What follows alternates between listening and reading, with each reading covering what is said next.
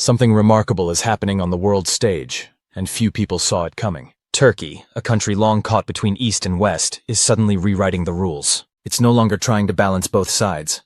It's starting to lead its own game. And this shift became crystal clear when Turkish President Recep Tayyip Erdoğan walked into the White House to meet Donald Trump, his first official visit since 2019. The timing was no coincidence. The UN General Assembly had just ended in New York, and global analysts were quick to call the meeting more than just diplomacy. It was a turning point. According to the Financial Times, it wasn't Turkey knocking on Washington's door.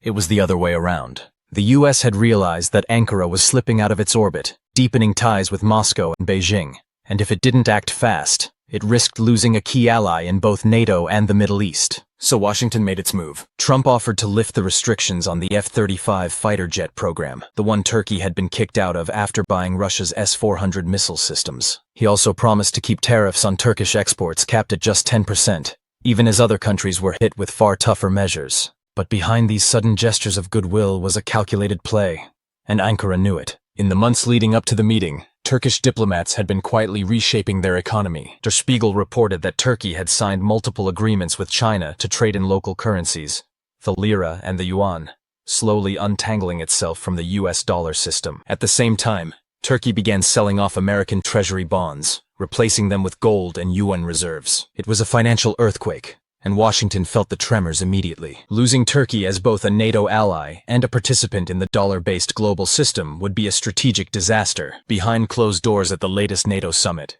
diplomats could sense it. Turkey wasn't just drifting anymore. It was charting a new course. On paper, it still holds one of NATO's most important positions, guarding the alliance's southern flank and hosting key military bases. But in reality, it's moving to its own rhythm, partnering with Russia on the Turkish Stream pipeline, expanding energy links, and pushing influence deeper into Central Asia through the Organization of Turkic States. Inside Turkey, though, the story sounds very different. Local media, led by Hurriyet Daily News, painted Erdoğan's visit as a victory of national pride. Commentators called it proof that Turkey could no longer be bullied, that even the United States had to show respect. For millions of Turks, this was a symbolic moment. The day their country stood tall, unshaken, and unapologetic. But beneath the pride lies a much harsher truth. Inflation has soared past 60%. The lira remains weak. Everyday life has become painfully expensive. For Ankara, the US decision to restore defense cooperation and avoid crushing tariffs isn't just diplomacy. It's economic relief, a chance to breathe. From Washington's point of view, though, this wasn't a gift. It was damage control. The Wall Street Journal reported that Trump's outreach wasn't generosity. It was necessity. If Turkey continues its tilt toward Moscow and Beijing, it could help build a new power axis capable of reshaping the entire Middle East and even Central Asia. That's why the White House is holding its nose, ignoring Erdoğan's domestic crackdowns and his close relationship with the Kremlin. It's a strategic gamble, one that not everyone in Washington supports. Several Republican senators are already warning that giving Turkey advanced F-35s could backfire, risking NATO's security if Ankara decides to share sensitive tech with Russia. Still, the message is unmistakable. Turkey isn't the obedient ally it once was. It's an independent force now, using its geography, its diplomacy, and its economic leverage to play both sides against each other. East and West, Washington and Moscow, Beijing and Brussels. Turkey isn't following anyone's orders anymore. It's writing its own script, and the rest of the world is just starting to realize it. Something remarkable is unfolding at the crossroads of Europe and Asia. A transformation so subtle yet so powerful that it could reshape the balance of global power. For decades, Turkey has existed between worlds, tied to NATO and the West on one side, yet bound by geography, culture, and history to the East. Now, as global alliances fracture and new power centers emerge, Ankara appears to be charting its own independent course, one that could either secure its place among the great powers or push it toward dangerous isolation. The stakes are enormous. Supporters of this new direction argue that Turkey isn't betraying the West.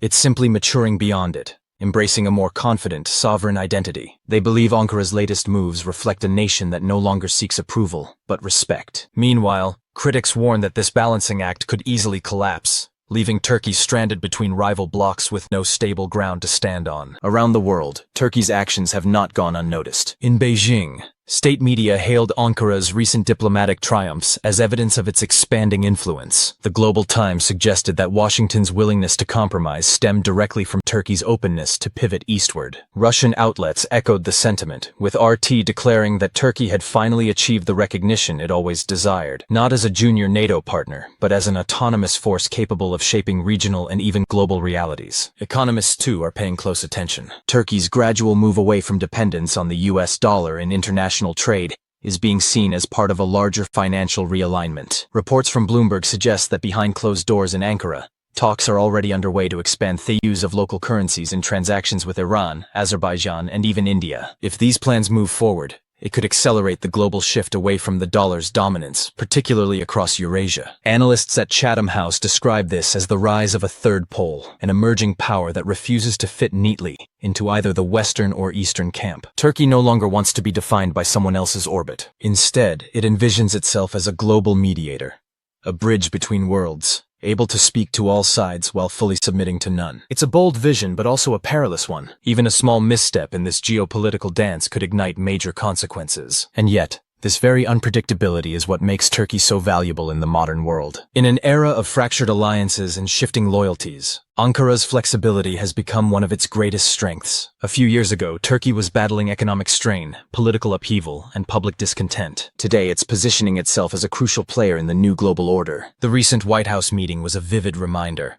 Washington may disagree with Ankara on many fronts, but it cannot afford to lose it. Still, inside Turkey, not everyone is celebrating. Opposition parties argue that President Erdoğan's growing diplomatic clout serves his political interests more than the public's needs. Newspapers critical of the government report that while Turkey projects strength abroad, millions of citizens at home are still struggling with inflation, rising prices, and declining purchasing power. In the markets of Istanbul and Ankara, everyday people say the same thing, that global power means little if basic life becomes unaffordable. Yet even Erdoğan's fiercest critics admit one thing: Turkey's resurgence on the world stage is undeniable. Meanwhile, both Beijing and Moscow are moving carefully to keep Turkey within their sphere of cooperation. China views Ankara as an indispensable part of its Belt and Road Initiative, the bridge connecting Asia to Europe. Billions in Chinese investments are already flowing into Turkish infrastructure, ports, and energy projects. Russia, on the other hand, continues to expand its energy partnership with Ankara, confident that even as Turkey mends ties with Washington, Erdoğan will not abandon his strategy of multi-directional diplomacy. This is why analysts increasingly see Turkey as an anchor of the emerging multipolar world, a nation capable of influencing events from the Black Sea to the Persian Gulf. A decade ago, it was considered a secondary NATO member, important but replaceable. Today, it stands as an independent actor that can reshape outcomes across multiple regions. What makes Turkey unique is its ability to turn rivalries into opportunities, balancing the competing interests of the United States, China, Russia, and the European Union, often all at once. But beneath this skillful balancing act lies a dangerous uncertainty. Scholars at the Brookings Institution warn that Erdoğan is walking a geopolitical tightrope. By simultaneously benefiting from Washington, Beijing, and Moscow, he risks reaching a point where neutrality becomes impossible. When that moment comes, Turkey may be forced to choose a side.